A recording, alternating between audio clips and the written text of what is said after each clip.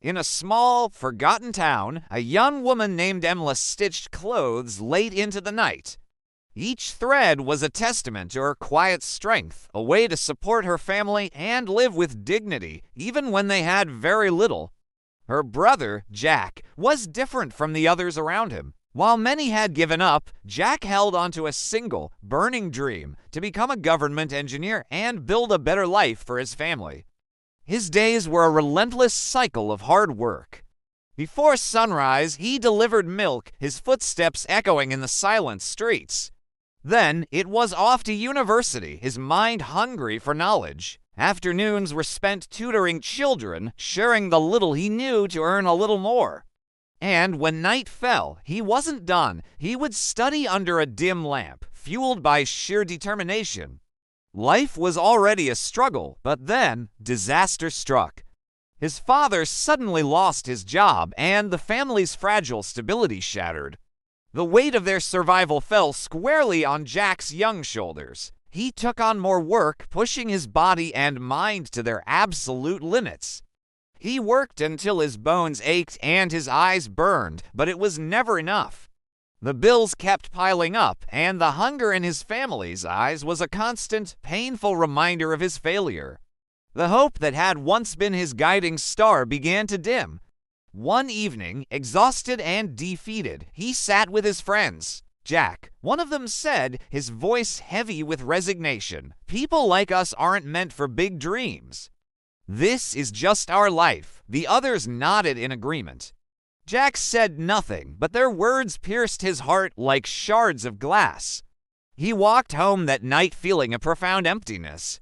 Was he a fool for believing he could change his fate? The relentless struggle, the endless work, the constant disappointment, it was all becoming too much to bear. His dream, once so vivid, now felt like a distant, impossible fantasy. Hope was fading, and a dark despair began to creep in. Lost and wandering, Jack found himself near an old, serene monastery. An elderly monk with kind eyes that seemed to see right into his soul approached him. "You look troubled, my son," the monk said gently. Jack, with nothing left to lose, poured out his story, his dreams, his struggles, his fading hope. The monk listened patiently. When Jack finished, the monk didn't offer words of comfort. Instead, he pointed to a small pigeon's nest tucked under the monastery's eaves. For the next 10 days, the monk instructed, "I want you to come here every morning and destroy that nest." Jack was bewildered, but something in the monk's calm demeanor made him agree.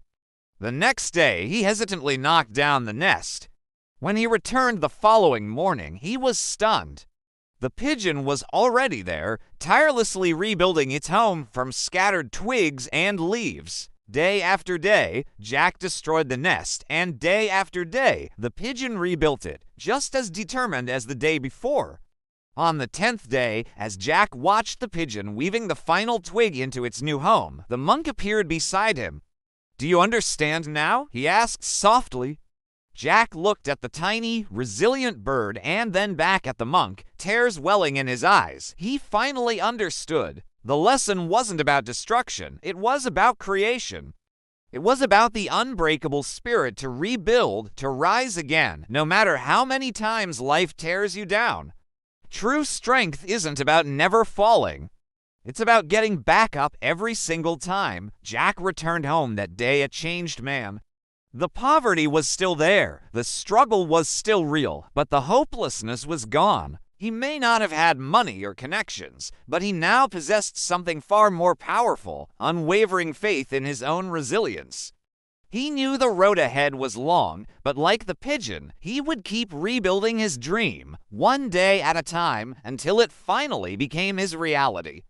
Thank you for watching. If this story touched you, please like, share, and subscribe for more content that inspires. Remember, no matter what you're facing, you have the strength to rebuild.